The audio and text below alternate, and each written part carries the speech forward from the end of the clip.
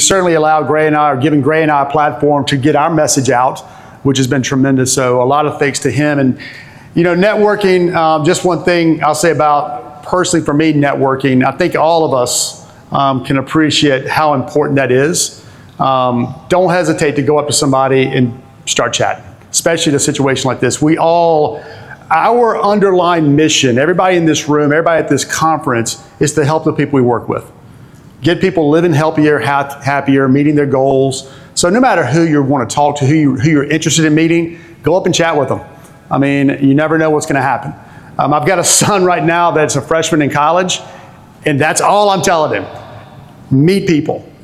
No matter who it is, you got to meet people. That's what's going to get you to the next step. Yeah, go make good grades. Don't screw up. Don't party all the time, blah, blah, blah. But creating that network of people that you can call upon, that meet you, that know you, is huge. It's certainly allowed Gray and I to be able to get across and teach FMS all over the world now in like 25 different languages. It was a lot of other people other than Gray and I that allowed us to do that. So definitely take advantage of that. And then with social media today, you know, we can argue good, bad, indifferent. Bottom line is it's here. We got to deal with it. But it's certainly this type of live interaction, shaking somebody's hand, there's nothing like that. Looking somebody in the eye and talking to them, it's powerful. And if you got younger kids, like I've got younger kids, I'm very lucky. They look people in the eye. We're losing that. I don't want to get off on that. Let me get back on this. All right, so thank you for joining me for the next hour and 15 minutes or so. What I'm going to get into is hopefully giving you a little insight in how to better prescribe what we call functional exercise.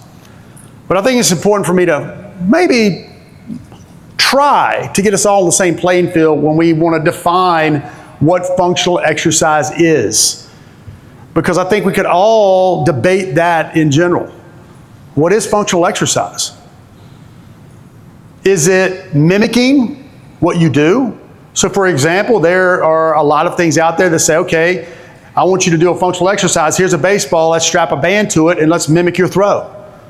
Here's a soccer ball, let's strap a band to it and let's do functional exercise of you kicking. Is that functional exercise? Maybe. Is functional exercise basically trying to use the entire body so that you are basically doing kind of what we do functionally throughout the day? Is that functional exercise? Meaning squatting, lunging, pushing, pulling.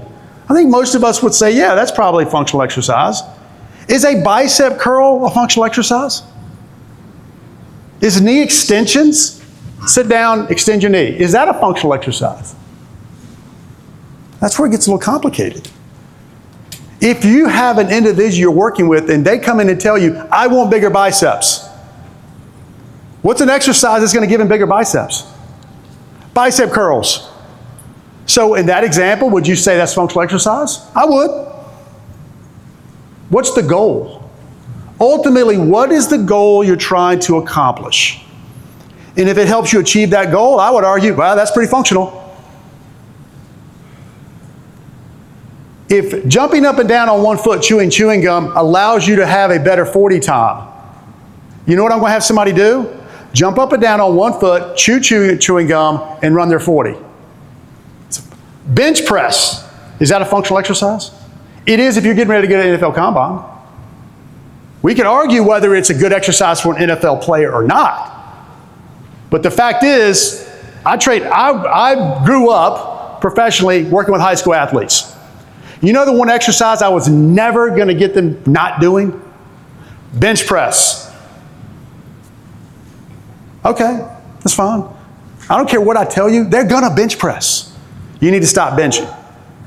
Never, and I said that maybe once. And I go in the weight room and there they are benching. Like, all right, let's just work around this. So I think we got to look at it maybe a little different. I want to hopefully give you some insight in how we can prescribe it and how you think. You walk out of here thinking a little bit different, I think I've done my job. If you walk out of here saying, oh, that's a cool exercise, great.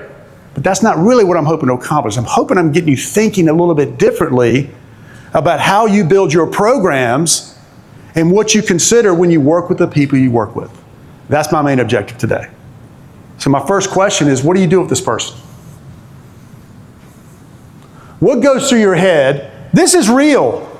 I'm going to show you a lot of examples today. A lot, I don't know, 5 or 6. Shit, I guess that's a lot. That's about, he's probably 14. Ah, crap, it's supposed to loop. You know, I build these presentations, you think I get them right. What goes through your head when you see that?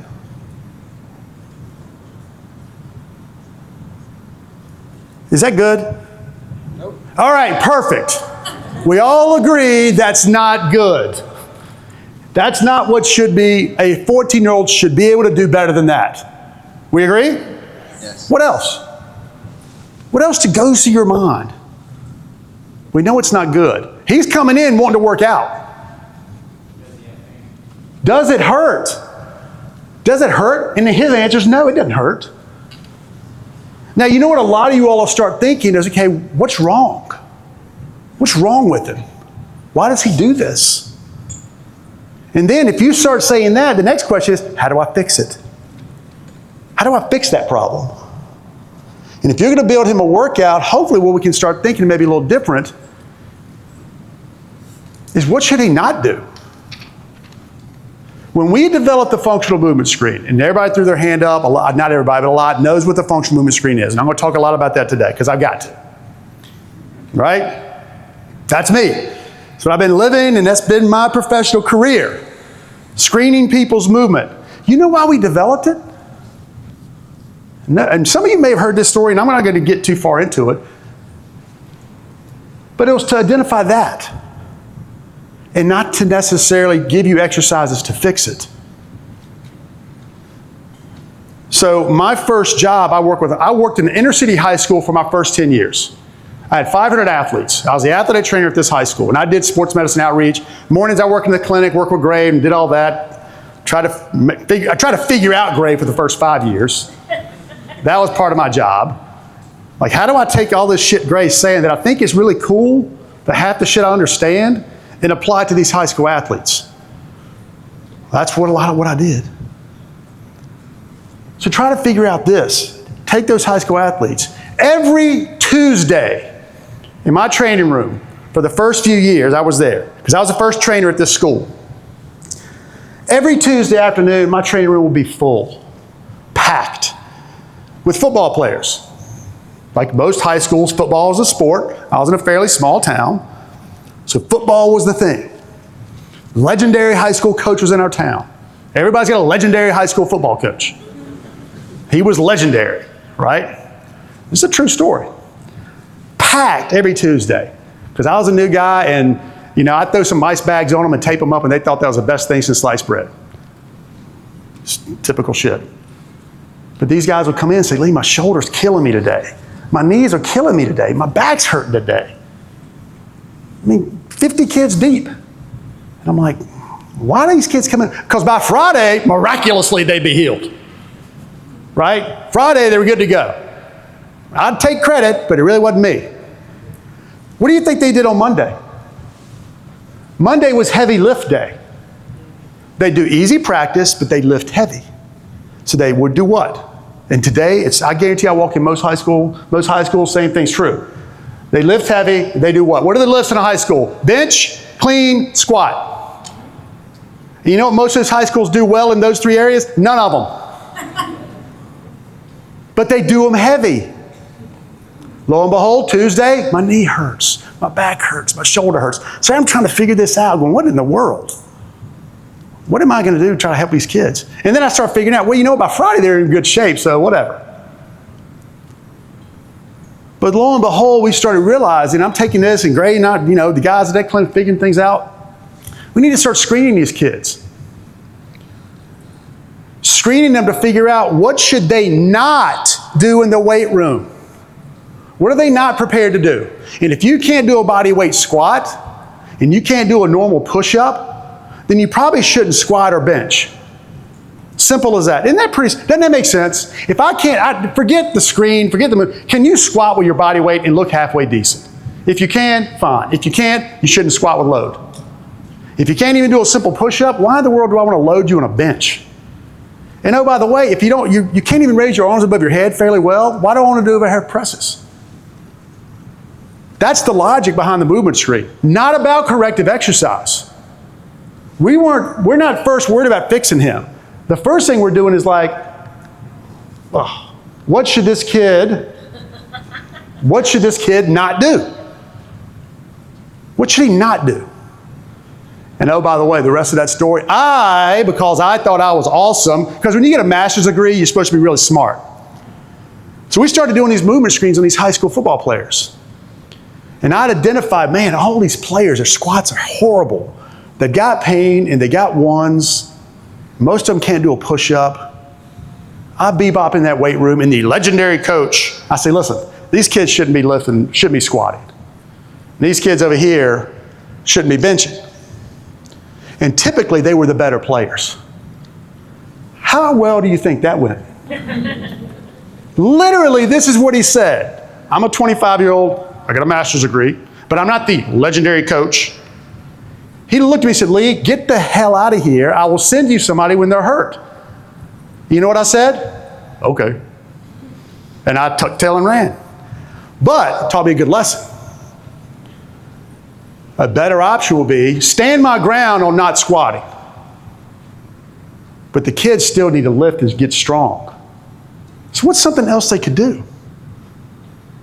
And that's the philosophy. All right, if I'm going to take these things away from you, I still need to give you something else. Listen, we got to fix the problem. What does this guy need? Same thing. An older person versus a younger person, neither one of them can touch their toes. They both have issues. What are you going to do for him? Man, that big hump on his back, a lot of you guys think, man, look at that. That's bad. It is. Still can't touch his toes. Is that his problem? Because now a lot of you guys are thinking, okay, what is going on? Is it his back? Is it his hips? This kid, clicker's not working. This kid, what do you think his issue is? 14-year-old. What's a 14-year-old going through? Puberty. He's toned up. A lot of tone. Doesn't mean the muscles are tight. They feel tight, but as soon as he starts bending over, what do you see him do? Kind of moves himself a little bit. So what is his hamstrings doing? His hamstrings are turning on to do what? Stop him so he doesn't face plant. His hamstrings are turning on so he doesn't face plant. They are actually a parking brake, which is what they're designed to do if you've got a motor control problem. So he's more like he has a motor control problem that he's not syncing himself up right. And you know what? When you're going through puberty, you're all out of whack. But this guy, oh my God, this is going to drive me bananas. I'm going to have to switch that up. But this guy may be something different. He may be a back problem. That's why it's hard. I'm going to apologize for this. That's why it's hard to say, well, let's do this and this. When really what we should be thinking initially is let's not do this. What are some things we should not do with this individual is what we need to start thinking about. You know what I should not do? Wait till a lecture to try to figure out my clicker doesn't work. So it goes through this process. And if you heard Gray talk, Gray spoke about this, but I do a better job. First, protect. What does that mean? Remove the things or obstacles that are going to be barriers that they're not ready to do. And we could take that approach on anything. Protect you. What does that mean? Kid who looks like this, you know what he should not be doing? Deadlifting. The last thing this kid should do is a deadlift. Now, what about a squat? I don't know. I would need to see him squat. But the first thing I'm going to tell this kid, hey, deadlifts are off the table for right now. Because you don't have, and I wouldn't say this, so you're just not ready for it. But neurologically, motor control based, It's only going to make it worse. And it's going to set him up to have bigger problems. Same thing with the other guy, the older guy. Everybody should be deadlifting if you can at least touch your toes. Then we got to correct you. But think about this. Apply that, protect, correct to anything. Sleep's a big problem. It's the first thing you do for sleep. Protect. What does that mean? Remove certain things. Remove certain things that the person may be doing that's negatively impacting their sleep. You don't necessarily need to add stuff. How many people get on their phone before they sleep and look at their phone for an hour, 30 minutes, 20 minutes? The research is really good on this one, saying don't do that. Don't do that. That will help. But we got to correct you. But there's certain things we need to follow, certain methods. Is this going to help that kid with the toe touch problem? Because most people would say, okay, you limit a toe touch because what's that kid going to tell me? Lee, my hamstrings are really tight. And what's the normal thought process for most people in our profession? Oh, we got to stretch your hamstrings out. It's a hamstring problem. Well, what did I just tell you why he does that? He does that because the hamstrings turn on. And the hamstrings should be more relaxing. So the hamstrings are actually turning on and creating tension. So they feel tight. So when I go and try to do this, you know what he's going to do? He's going to fight me on it. And it's really much more of this issue and core issue, getting the timing, the sequencing right. Because when you would do a toe touch, what's the first thing you should do? And in lab, I know Chris told you guys to come here and not see me later today. But in lab, what we're going to do is we're going to go through some of these movement assessments. First thing you should do in a toe touch, if you watch somebody be able to touch their toes and they can do it well, unless they're a gymnast and they can just palm the floor, which is not necessarily good anyway, first thing they should do is sit back. You should see a person hinge their hips and then flex their spine. You know what this kid does not do? He does not hinge his hips. Watch it. He tries to, but watch it. Done. He don't want to sit back on it. He wants to lock those knees out. And you know what? When you see somebody lock their knees out, that's a false sense of stability.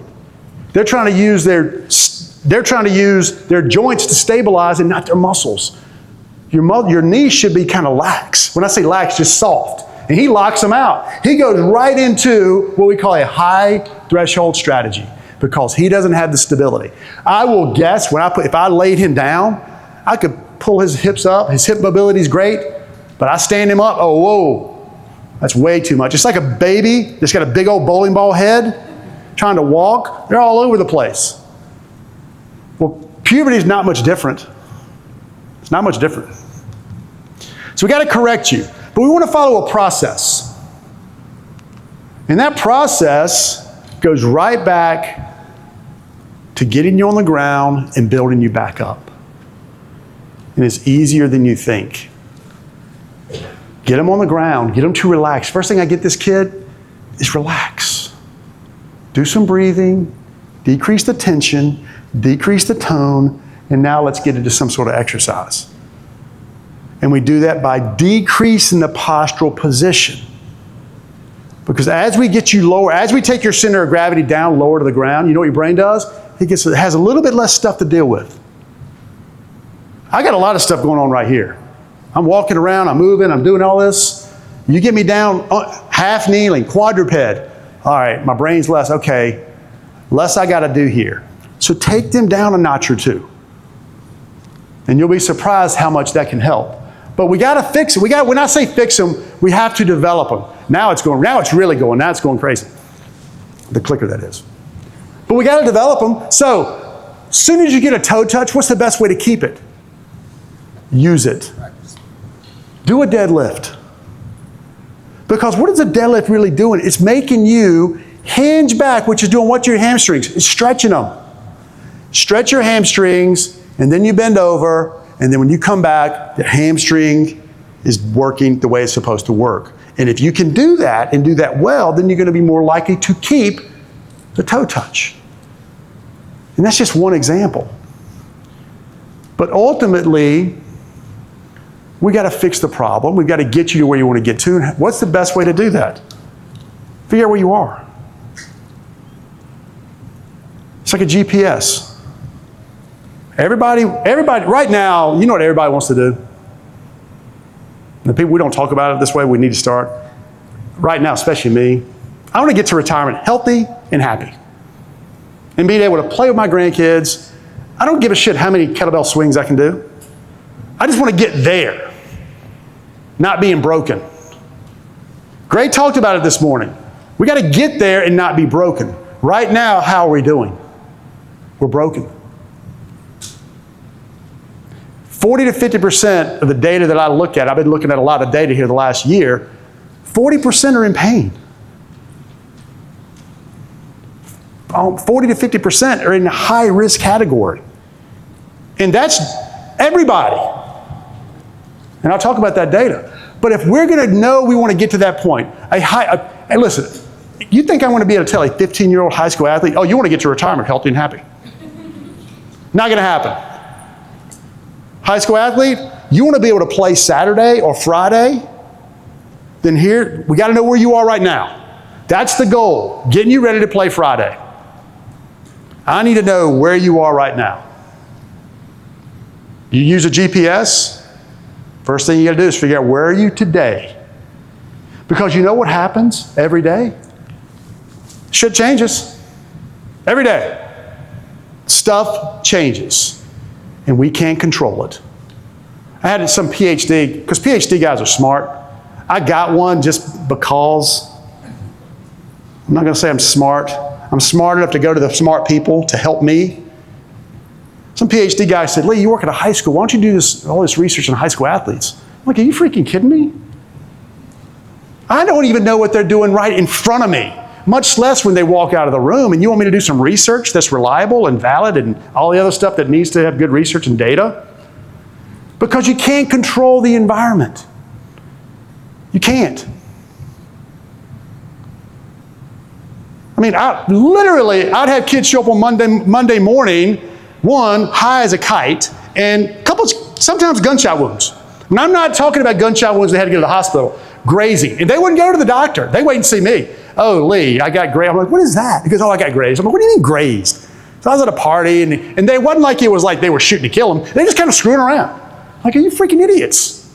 Hey, well, you better be glad I was quickly, or I'd have gotten shot in the gut.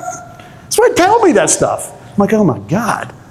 And I'm worried about high school football on Friday night. So it's an unpredictable environment. And that's life.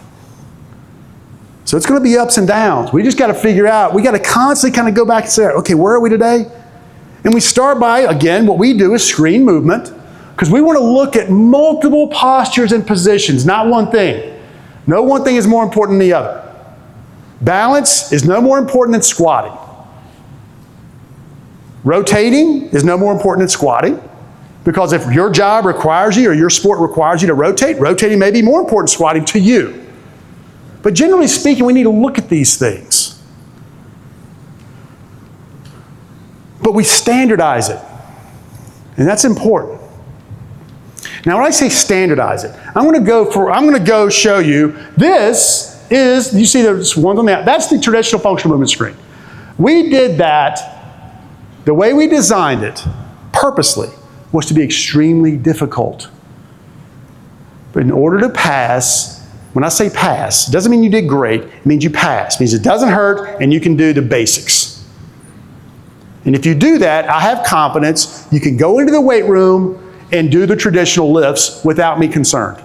That was the objective of the functional movement screen. So that's why we have a lot of these movements. That's why we have a lunge. That's why we have an overhead squat. Shoulder mobility, a push-up. These are hard. Well, what we've learned over the years is, you know what? If you just want to lose some weight, and again, if you've used the functional movement screen, you probably run into this problem. This is just too hard for me. Everybody fails it. But let's look at something a little bit more fundamental. And maybe that's these right here. But we got to set some standards around it. And what I mean by that is, everybody's got to do it the same way. So we're all somewhat reliable in our results. And not reliable be to you, because it may not matter, but you to you. So when you go back and retest the person in a week to make sure their GPS is headed in the right direction, you're reliable. Do it the same way. So I ran across this image that said the FMS sucks because everybody does a squat the same way. And it literally was, it wasn't suck, it was like, why would anybody do an FMS or something like that? And social media, I don't know why people would. Anyway, I don't care anymore. I used to bother me, now it doesn't. But should all these people be able to squat? And if I put your arms over your head, feet in a narrow base, should all these people be able to at least squat okay? Even though they're all proportionally different. Because that's the argument. Well, some of these people leave because they're tall or short are going to be squat better than others. And I don't necessarily disagree based off what the data and the research and biomechanical analysis will tell you. But you know what research tells you? It tells you this is the trend. This is what likely may happen. You know what likely means? It doesn't mean it is the same thing for everybody. So should this person be able to squat as well as this person under certain parameters? Maybe not. Based off of, oh, my hips and femurs and this and that, my Q angles and all that other stuff, biomechanical people tell you, the person that made this post, that's what they'll say. And I wouldn't disagree that a lot of the research may say that. But that doesn't tell me if the person standing in front of me that day can do it, yes or no. Because I've personally movement screened guys in the NBA that are really, really tall that can squat ass to the ground, arms overhead. Did I expect them to do that? No. Did they do it? Yes. Because you don't know. And consider that when you start looking at research. Just don't throw just because you got somebody in front of you and they look overweight, extremely obese, don't think they can't squat. They might be able to. Don't think they can't get up and get down on the ground and get back up. They might be able to. So you got to confirm what they can or can't do. And that's all we want to be able to do. Can, can't, and does it hurt? Simple. Don't overthink it. You can overthink it when you're getting ready to figure out their workout. Here's the program I'm going to build for you. Then you really start putting your thinking cap on. But when you're taking somebody's blood pressure, are you really thinking? No. Can they do it? Can they not do it? And does it hurt?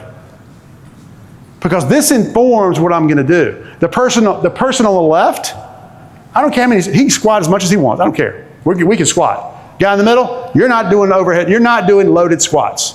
The person on the right, I got to figure out what's going on. That's it. So we have an FMS that's designed to be a little bit for higher, more active individuals that are really trying to do X, Y, or Z. In the last, we've been working on it a while. Gray keeps wanting to change things, typical Gray. We developed something that's a little bit more, I'd say easier, simple. Doesn't require a kit, a little easier to do. I can do it in about 3 minutes. Gives me pretty good information. And actually the research that we did, because research is good, the research we did, it's pretty reliable when compared to the FMS. Meaning, I can get close to the same results by doing this one as I can do an FMS. FMS is research, got tons of research, more than I even want to think about. Research on the FMS. I think last time I checked, over 500 research articles on the functional movement screen. And people still like, well, Lee, I don't know, what's research say? My God, it's 500 articles on it. Predominantly positive.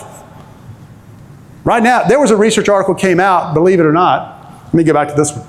Not believe it or not.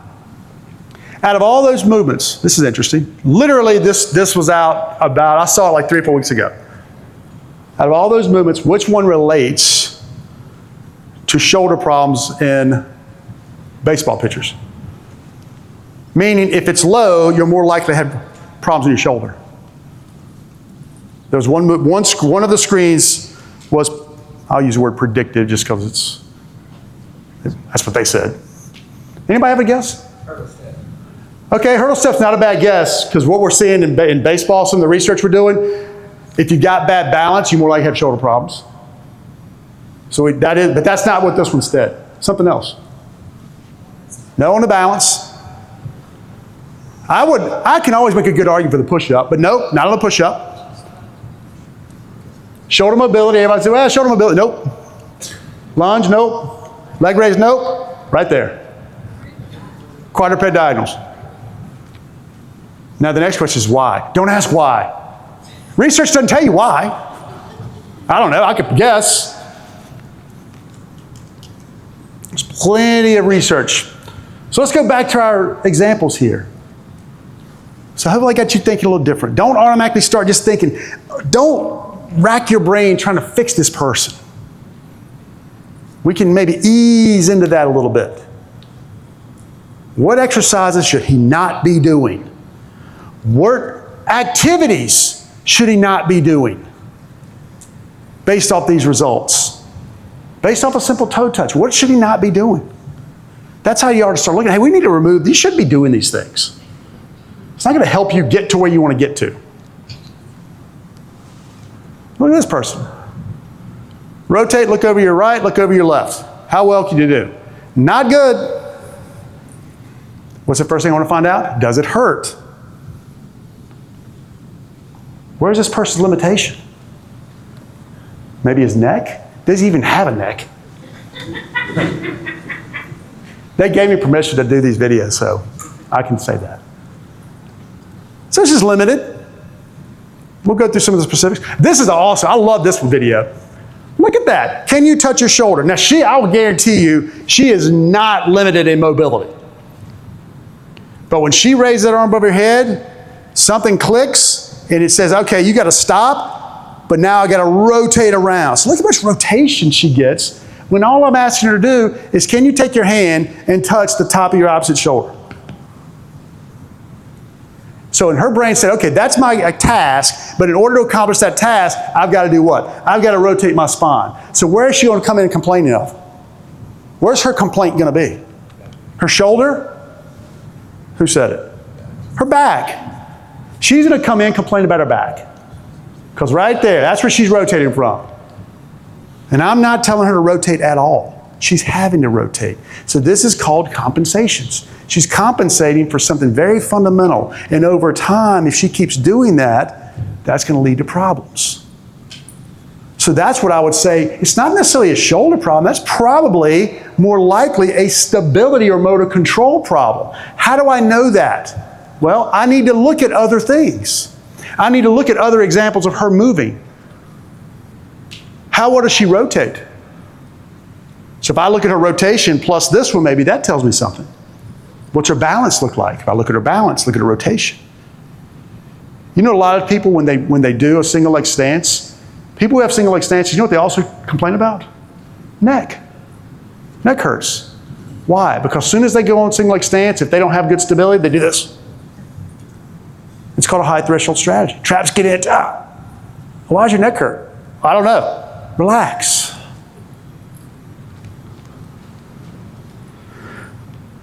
Pain has to be the first thing we need to consider.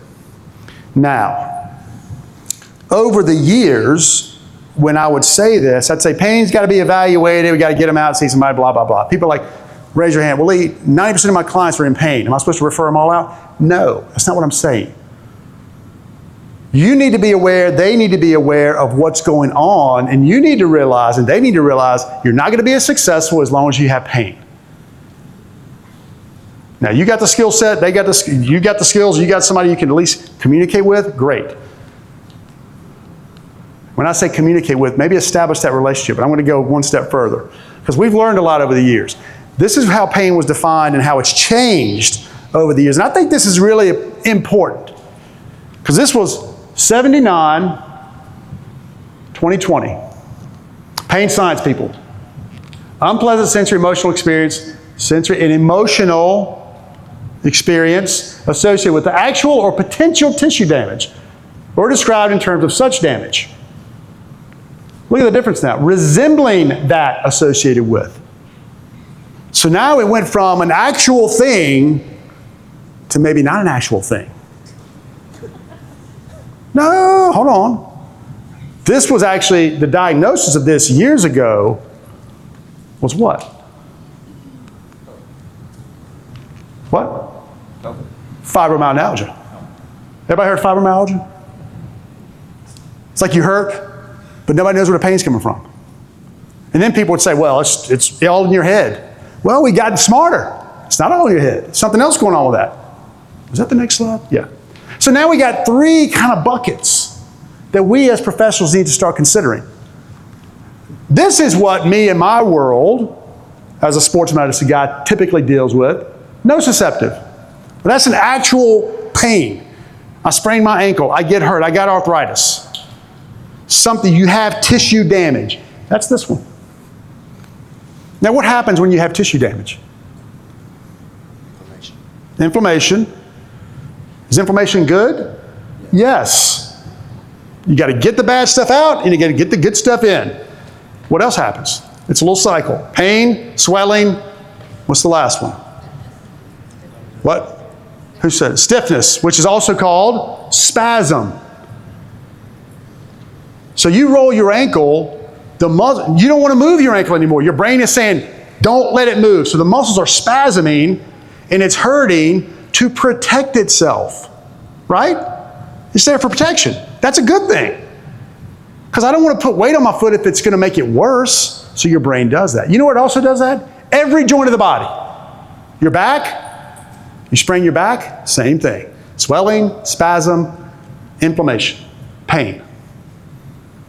Part of the problem is if we don't go through the right treatment, I don't even use rehab, training to get yourself back, your motor control system sticks with that one. And there's research in the back that says that. You sprain your back, if you don't get the right training, you're not going to get that back. You're going to stay in that, what we call high threshold state, where it's staying locked up. We need to break through that. But now neuropathic pain is neuropathy, nerve pain. Pain down your leg, you know, mess my neck up, get pain in my shoulder. So we got that one. This is the new one. Pain without a clear cause. And that goes to that more chronic.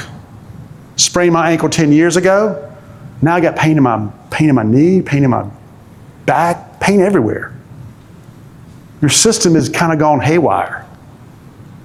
So we got this person right here who's got some pain in their shoulder. Now I know some of you may or may not know the movement screen, but we score you just for a little refresher, 0 to 3. 3 means you can, 3 means you do exactly what we want, 2 means you can, 1 means you can't, 0 means it hurts. Can, can't. If you get a 3, great, that's not really my concern. I'm not concerned about that. I'm concerned of how bad you do, not how good you do. My job is to get you better. Somebody walks in the door and is running a 4.340, and they tell me they want to get faster. I'm like, damn, I don't know what I'm going to do for you, buddy. That's not my wheelhouse. Somebody coming running at a 5.5, I'm licking my chops. That's easy.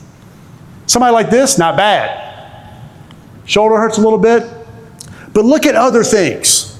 This is why it's important to look at multiple patterns, because the shoulder hurts. What other tests up there that you see stress the shoulder? And what I'm trying to get to, is the shoulder a big problem, even though it hurts? We do a squat test, arms overhead. Hurdle step, not much. Lunge test, we put the arms in a reciprocal pattern. Shoulder mobility, we check your shoulder mobility. Leg raise your leg up. Push up, rotary stability. How many of those tests stress the shoulder? Take a guess. Throw numbers out there. We're all friends here. 1. He's wrong, but thank you for guessing. 2, 4, 3. Does the push-up stress the shoulder? How I define it? I was backwards. All right, I wouldn't disagree, all of them. The push-up does, rotary stability does, because you're on your hands and knees. The squat, you put your arms above the head. You got to have good shoulder mobility to do that. And not shoulder mobility, good thoracic mobility. Good shoulder scapula connection. The lunge. Stress. Obviously, shoulder mobility does. But you're telling me that the only time your shoulder hurts is when you do this? All right, we're fine. You're not fine, but it's not a big deal. Because if your shoulder was a problem, how many of those tests would be a problem? You better believe the push-up would be a problem. This individual's got a 3 on the push-up. It means they can get down on the ground, push themselves off the ground. That stresses the shoulder. So I feel like the shoulder's pretty solid. You know what it also tells me? It's not a stability problem in the shoulder. What is it? It's a mobility problem in the shoulder. Because I collectively look at all that information. That's why if you're only looking at an overhead deep squat, that's like a needle in my side. Yeah, Lee, I like you guys' movement screen, but I only look at overhead deep squat. I'm like, well, then you're not doing a movement screen. You're doing a movement test. If you're only looking at one. For me to make an informed decision, I need to get all this information. Because this person's, when they do this, a little clearing test, it hurts their shoulder. Okay, but it doesn't hurt your shoulder when you do a push-up, when you do a lunge, and you have your squat, and all that. It doesn't hurt. Okay, might have a little trigger point, might have a little something, but we can deal with that. But then you got this person. Bam, bam. Shoulder hurts, squat hurts, leg raise hurts, everything hurts. Now this is a person who's got some problems. This is the person you need to figure out what's going on. Because this may not be a movement-related problem. This may be something else going on. And little did I know what I know now. I get high school athletes looking like this sometimes. And everything hurts. And if you've ever dealt with high school athletes, they're nuts. They can be nuts. Good, bad, indifferent. Case in point. And I can't believe I'm going to share this story. It's been a long time now, I'll share it. I had a girl that was 7 months pregnant playing basketball. I couldn't tell. They're on me like, Lee, how'd you know? I said, how was I supposed to know? She basically got a jersey was too big, playing basketball. They're freaking nuts. Playing basketball 7 months pregnant. How did I know she was 7 months pregnant? Because she had a baby after the season 2 months later. It's the only reason we know. Nuts. All of this has got to be considered. And this is probably the biggest thing we've learned the last probably 10 years, because we've been trying to put this little package together for a long time. Because if you've got poor movement, what's driving poor movement? You got a lot of pain, what's driving that? It may be lifestyle, stress, sleep, all these other things you got going on. And now, we know more than ever, stress, anxiety is impacting, based off the data that we have, because I've got about 10,000 people that have gone through this little screen, 10 to 15% trigger behavioral health to a point there at Suicide Watch. 10 to 15%. We did it with a Division I school as a pilot project. We did it with our baseball team. 10% of the players triggered behavioral health to where they needed significant counseling. It's a problem. Body comp, sleep, nutrition, all this. We got to think about all of it. Because again, when you get somebody that looks like this, where do you start? What did I say? Protect, correct, develop. Protect. What are the things going on that may be creating some of these problems? You need to have the conversation. High anxiety, a lot of stress. A lot of stress in the life can negatively impact all these things. You know what could also cause a lot of stress in your life? Pain. Pain with some of those issues. So we know right now, 75%, when I pulled like 940. Why 940? I don't know. I just went in there and pulled a bunch of data. But it's holding true. This data is holding true. And you know what's funny? Some of you, anybody came here last year and heard Gray and I speak at this thing? And we took everybody through that little test. You know what was crazy? You all, professionals, should be better than the average population. Right? You would think we should be healthier. We should do better. Let me back up. We should do better. We should do better in all those things. You agree? We should. We should practice what we preach. Listen, I do just enough exercise so I don't look like an ass when I'm up here. Just enough. Not too much, but just enough. We should be better. Practice what we preach. You know what we are? We're worse. You know what's worse? Behavioral health. This population, so we did it. We did it in Chicago, we did it in Long Beach, we did it in Orlando because it was 4 last year. We collected the data. Over 700 people sitting in the audience, we got that data. And out of 700 people, sleep and behavioral health were worse than the average population. Now, we move typically a little bit better. When I say we, us, you're stressed out. Now, is your sleep messed up? Is your sleep causing you to be stressed out? Is your stress causing you to sleep poor? It's a chicken or the egg. If you got to ask me, which one am I going to tackle? As soon as you tell me you got a lot of stress and anxiety and you ping our behavior, we got to figure that out. Am I a behavioral health expert? Absolutely not.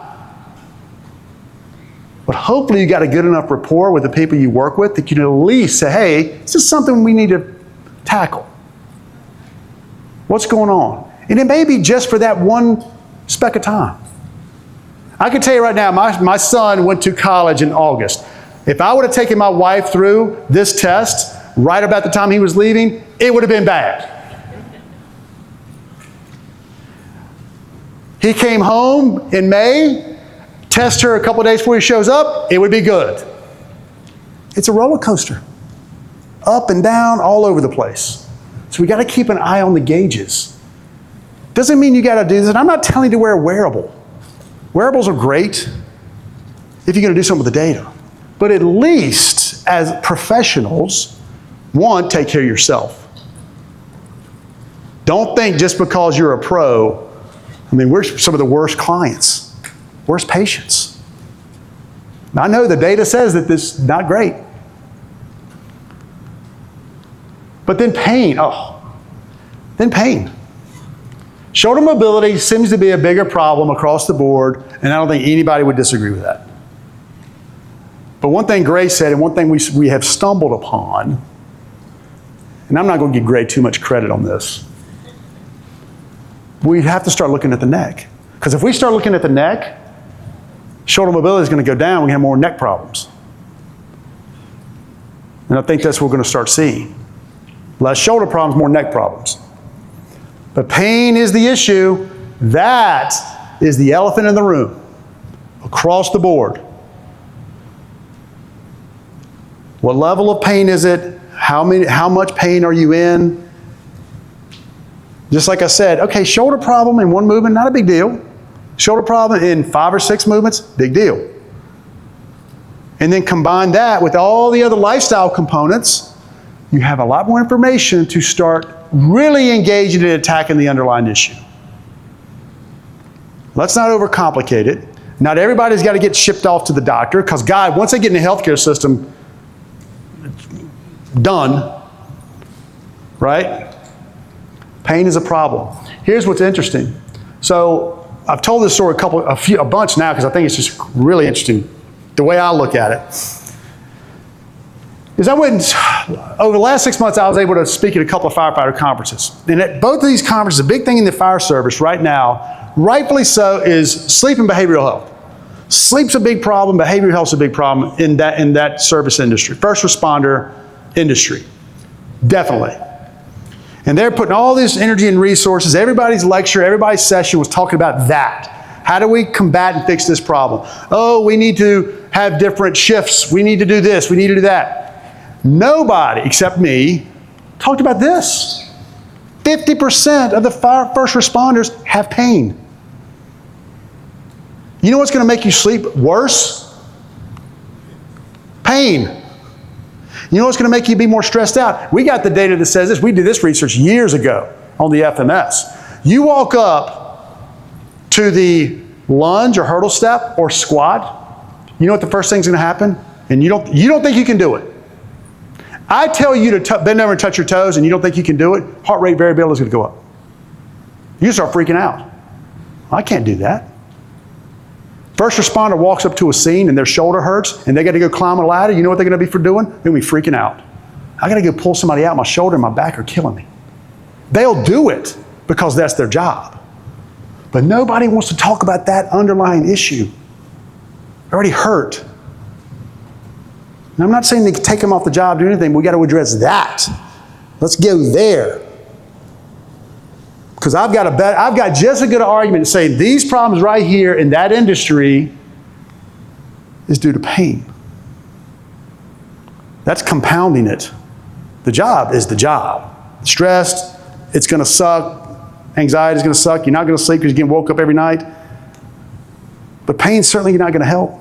Pain's going to make it worse. But this guy's not bad.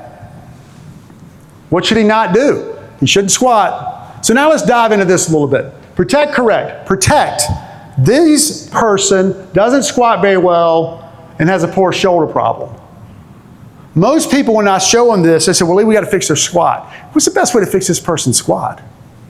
Fix their shoulder. You improve this person's shoulder mobility, their squat will get better. Take the path of least resistance. You know what's a very complex movement? A squat.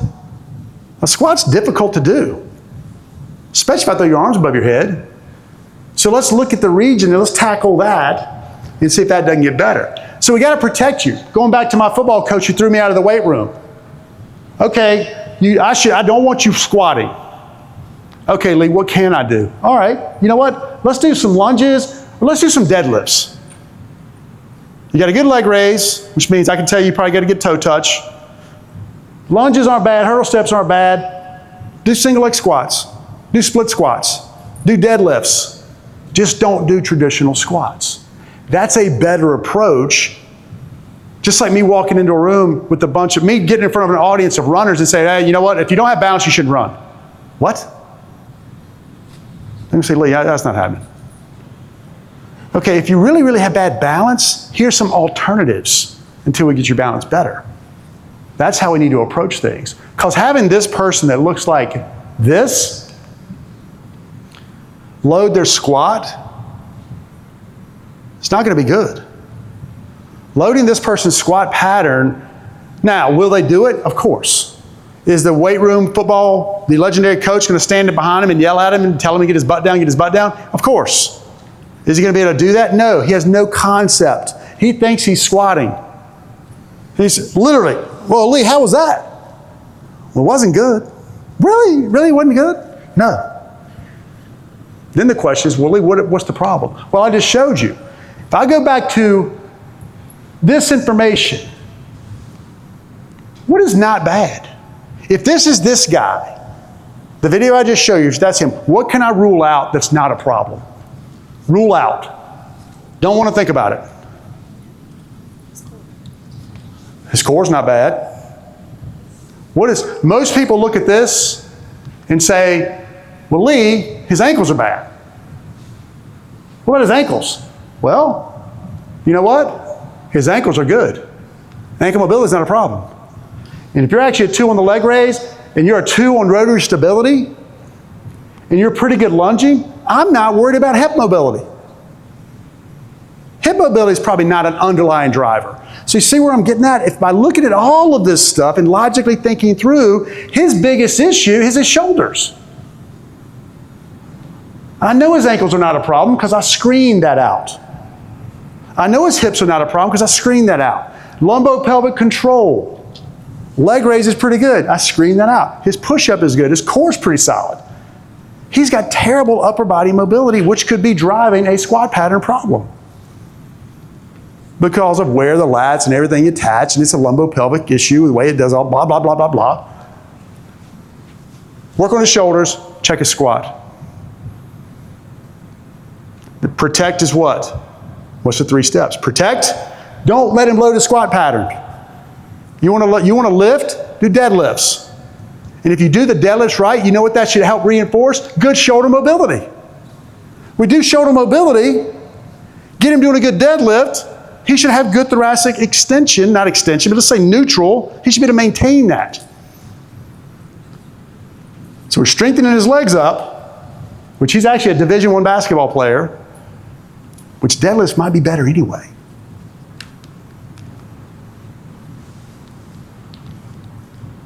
Oh, we got her, same thing. Look at that rotation. Now, she may be a core stability issue. But same thing. What exercise should we not be doing for a person who's got shoulder problems? Don't go overhead. Why? Well, Lee, they got, what about they got motion mobility? They want Lee, I've got to go overhead. Okay, but I know where they're going to end up. You're going to end up in my room with your back hurting. Because somebody who doesn't have good shoulder mobility, what are they not going to do? First thing you should do when I raise my arm above my head, what's the first thing? Proper sequencing should say, first thing I should do to raise my arm up, stand up straight. That's the right sequence. And EMG studies will say, as soon as your arm starts to move, as soon as your deltoid starts raising your arm up, sends a signal here to engage. Engage this, stand up straight, raise your arm up. Somebody who's got poor shoulder mobility, the first move they'll make, when I say raise your arm up, I say, I want you to raise your arm over your head. They'll take their head down to get their arm over their head by flexing their head. So they'll do this. It's poor timing, poor sequencing. What does that mean? So when you try to go overhead, you're going to already be in poor posture. But when you get here, you're going to do it. And what's two compensatory patterns someone will do with poor shoulder mobility? They'll either come in with impingement pain or back pain. Because when I start raising my arm up, I should do this. Now, if you know anything about biomechanics, which I forgot years ago, when my arm gets about right here, what should happen? My scapula should kind of get out of the way to let my arm go up so I don't rub the rotator cuff and the little bursa that's in there, to let it get out of the way so my arm can go on up. But let's say my shoulder's like this. Can I get my arm above my head? Yes. I can raise my arm up even with my shoulder in poor position. But what does that do? It closes that space down and creates pain. It creates irritation. And then what we typically do about that irritation? We bitch and complain about it. We pop some Advil. You know what Advil does? Advil works. So, my shoulder feels a little bit better today. Let me go overhead press with poor posture. And then lo and behold, you bend over to pick up your set of keys when you're 55 and your rotator cuff tears. Well, how did that happen? Well, how long has your shoulder been hurting? Oh, I don't know, about 10 years. Well, that's how it happened. It happened 10 years ago. You just didn't know it. That's what we got to do. Now, the same person, okay, I get my arm out of the way, but I can only get my arm out because my brain is what's controlling all of this. Your brain's dictating what you do. Because you got to get your arm above your head no matter whether you've got good shoulder mobility or not. That's the key. If you don't have good shoulder mobility, your brain's going to tell you, you want to go lift something off the top shelf? You got to get something off the top shelf. Well, Lee, I don't have good shoulder range of motion. Okay, you know what I'm going to do? I'm going to get here. I'm either going to just use poor shoulder mechanics, which now I'm going to irritate my shoulder like I just said, or I'm going to get here, hyperextend my back. And I'm going to lift something off the top shelf, come down, oh, that kind of hurt. And then what do? I'll bitch and complain about it for a couple of weeks, pop some Advil, and keep doing it. So that's what we do. That's why we end up in the spot we're at. So the first thing is, don't let them do those exercises that they're not prepared for. Get them prepared for them. Because ultimately, I want the person lifting overhead. But if they can't squat, don't make them squat. Person wants to do upper body stuff. This person I just showed you has a good push-up. Let them do push-ups. They can deadlift. So these are things that they can do. Don't force them to do things they can't. Let's look at this example. Same process. Let that wash over you. Now this person has a bad lunge. Squat's okay. But now this person can squat with their heels up. And you know what commonly has been what everybody has told me in doing this for 25 years? Oh, Lee, if I can squat with my heels up, I can't squat with my heels down, it's an ankle problem. Don't make that mistake. I've got better data and a better argument to say it's still a lack of hip hinging. But this example right here proves it. Because this person's lunge problem is due to what? His ankle mobility problem. Now I can make a good argument that a lack of ankle mobility causes a leg raise problem. Because as soon as your brain says they don't want you to go into hip extension when you're walking or running or doing anything, it's going to stop even before you get to neutral hip extension. Because as soon as you get to neutral and go into a hip extension, what does your ankle have to do? Goes into dorsiflexion. This person doesn't want to do that. They don't want to go into hip extension because they got a lack of hip mobility. Oh, I'm not going to go into hip extension, so I'm going to get to about neutral hip, and then what am I going to do? Because I got to move forward. What's going to push me forward? Not my glute, because my glutes are saying, they're just hanging out. They don't need to do anything. I'm not even in hip extension. What's going to pull me forward? My gastroc and my hip flexor. And as soon as my hip flexor gets overactive, what does that do to my pelvis? Tilts it forward. What does that do to my hamstrings? Elongates it. Got a bad hamstring. But that could be tied into the ankle. Now, I say all that not to sound smart, because believe me, I'm not that smart. I say that to say, don't try to connect all those dots. Because the very next person walks in could be different. The very next person could say, this leg raise problem is driving that ankle problem. Because everybody in this room compensates differently. Based off of what? Your environment, who you are, your makeup, your build. We do it different. That's why we try to just simply give you some guidelines with how we screen you and how you think about it. Here's some guidelines. I'm not going to sit here and tell you this is exactly how you got to fix that problem. Fix them any way you want to fix them. Just get them better ankle mobility. Because somebody with a lack of ankle mobility is at high risk for injury. That's not a Lee Burton thing. That's a research thing. Somebody with asymmetries like this, high risk for injury. But what do? Follow the same process. This person should not be deadlifting. This person should not be doing those things. This person, if they got bad ankle mobility, what should they not do? They shouldn't do plyometrics. Don't let them jump. Avoid those exercises. They can't lunge, so don't lunge them. Well, Lee, what can we do? Well, they got a good squat, do a front squat. This person can squat. Well, Lee, what about the ankle? Well, we stress the ankle, but if I'm going to have you squat, what am I going to do to your feet? I'm going to turn them out. Get you in a more traditional squat pattern. And by doing a front squat, what does that do? Basically, a front squat is like giving you a heel lift. Because a heel lift does what? It pitches you forward. And what's your brain then do? Because your brain wants to create balance. So now I'm up on my heels. I'm off balance. What's the best way to get me on balance? To sit my butt back. Now I'm balanced. So that's why a heel lift works. Because it forces you to hinge your hips. Push-ups good. There's your upper body. Just don't go overhead. All I said is you need to avoid overhead with a person's a 1. There are 3 on the push-up. Let them do pushes. Lee, I've got to do my upper body work. Okay, great. Let's get you in half kneeling. Why half kneeling? Because your lunge is bad. So if I get you in half kneeling and do forward presses, that's going to work your upper body and it's going to help get your hips better aligned. Until we get, well, this person's got decent shoulder mobility, do overhead stuff. But the process we want to follow, so all of that information I just talked about is protect, but also give you ideas on how to take all this information and put together a workout plan. Don't do what I did 20-some years ago and go into the weight room and get yelled at to get out because I said stop doing this exercise. You got an alternative. If you can tell the person they shouldn't do overhead presses, can they do forward presses? Just don't go overhead as an option. Can they do push-ups? Crap, you can make a whole workout on push-ups. Right? But if we're going to fix somebody, you want to take that person who's got a poor toe touch, start them on the ground. Spine supported. Because once you get the spine supported, the body and the brain can relax. Because more times than not, it's tone creating the issue.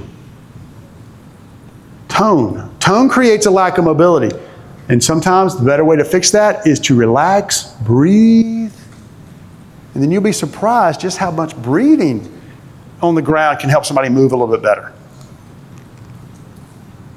So get them on the ground. Support the spine. We got a lot of different exercises, different things you can do. Just follow this progression. And where do we get this progression? From nature. Every one of us in this room learned to move, not by standing, Biggest question I've gotten 25 years of doing this is, Lee, my squat's bad. How do I fix it? You know how you fix a squat? Get on the ground and crawl. Get on the ground and just do quadruped rocks. And then stand up. What do I do now? Get back down and do that 5 times. Then try to squat. Your squat will be better. More times than not. Just going to take you back to the roots of where we learn to move, on the ground. Babies then learn to squat by standing. Babies learn to squat by standing up. Think about that. And we follow the same thing. So what comes after on being on the ground? Crawling. Suspended spine. So now we get the spine suspended. And this is just a little progression. You know, if you were in Gray's lecture, he called them flows. That's all he's talking about. He's working you through these little, what he calls flows, whatever. It's 3 or 4 exercises. Call them whatever you want. But it does something here, here, and here. 4 exercises. You want to work on shoulder mobility? Well, let's get you here and let's sync your breath with rotation. Let's see how you do. Shoulder mobility, now we get you stacked. Now we're getting your spine vertical. As soon as I get you vertical, man, your brain is going, oh, wow, this is weird. Because the more I progress you, the easier it is to compensate around the problem. And that's why it's hard to see some of the problems. Because humans are really good at covering up the issues. That's what we do. We're great at it. Athletes are really, really good at it. But humans in general cover up the issues. What we try to do with our movement test is try to zero in and find the issue. Taking more of a global approach. That's why I want to look at all these movement patterns. By looking at all of them, I can say, is it a shoulder problem or not? Is it a mobility problem or not?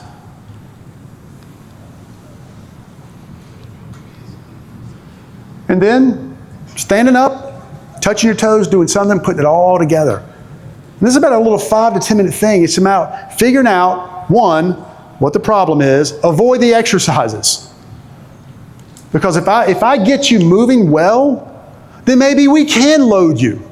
If I get a person who got a poor leg raise and a poor toe touch, if I can take you through the little series and get you touching your toes better, then maybe we can deadlift you that day.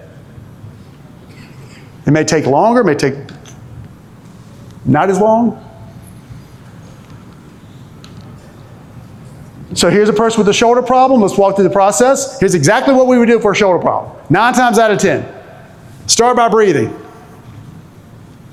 Why do I do this? Doesn't require me to do anything. Lay on the ground and breathe. I'm going to give you some little things you should be thinking about, but just relax. Breathe. And I want to give you something. I want to give you the recipe that you can take and do on your own a lot. I'm going to try to avoid giving you equipment because I want you doing this on your own. When you show up to see me, we got to get after it. You're paying me to do stuff. You're not paying me to watch you breathe. I want you to do this on your own. All this stuff. There's my supported spine stuff. This is for a shoulder problem. Now, if I've got a shoulder and a squat problem, this is what I do. I do the one on the right. Spine suspended. Oh. So I'm working on rotation here, obviously, but here I'm rocking back, working on the squat pattern, and now I'm going to work on upper body mobility. And these aren't, I mean, somebody said, well, Lee, you know what that exercise is called? I don't even know what it's called. All I know is it works. I think it's a yoga move. Somebody tell me what this is called. Yeah, thread the needle. It's like, Lee, what do you call that? Somebody said that on this group, Lee, you know that's called thread the needle. I'm like, okay. I think it works. But if you had a lunge pattern problem, we might do something a little different. Spread the hips out. But you got a squat problem, so let's keep the hips symmetrical. But it's spine supported. Now we do spine stacked. Now you have a squat problem, so we do a symmetrical base and we do some turns. If you had a lunge problem, we would split the hips out and do half kneeling. And then we get to standing. And we just work on now, we're working on getting your hips synced up with your upper body. And that's our little progression to work on shoulder mobility. And we'll do that 1 round, 2 rounds, we'll sync your breath. That's it.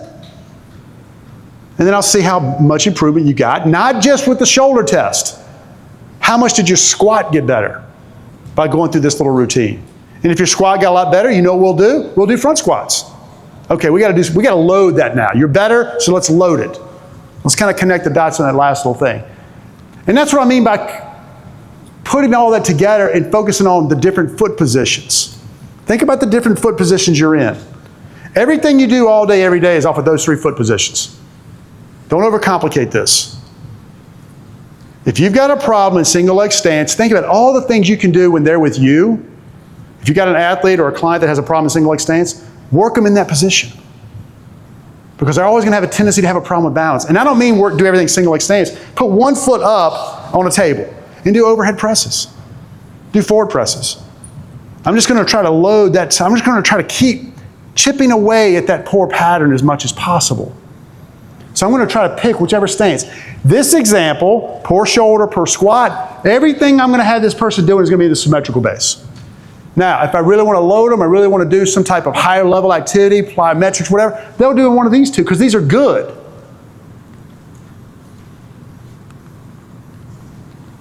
But we got to load it.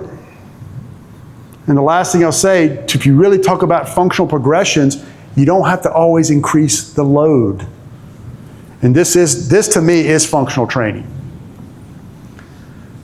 If you want to progress a person, don't think you got to increase the weight. Don't think you got to increase the sets, the reps.